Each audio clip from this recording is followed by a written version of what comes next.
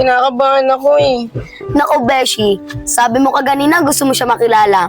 Ngayon, naiiya ka. Tara na nga, Beshi. Rawi, pwede ba kita makausap?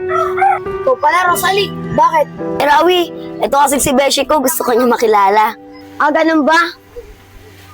Ako pala si Rawi. Ano bang pangalan mo? Hi, ako nga pala si Joy Joy. Ganda ng pangalan mo, Joy Joy. Parang ikaw. Ito nga pala yung alaga ko, si Brownie. Cute naman ang alaga mo. Sino Ay, ba? joke lang. Kaibigan ko yan, si Rolly. Oo nga pala. Total, magkakakilala na tayo. Tatambay sana kami sa Biryalan eh. Kasama ba kayo?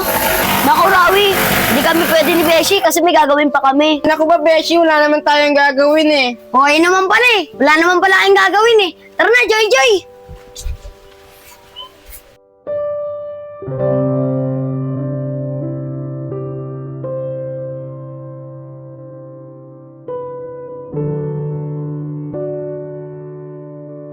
La la la la la la la.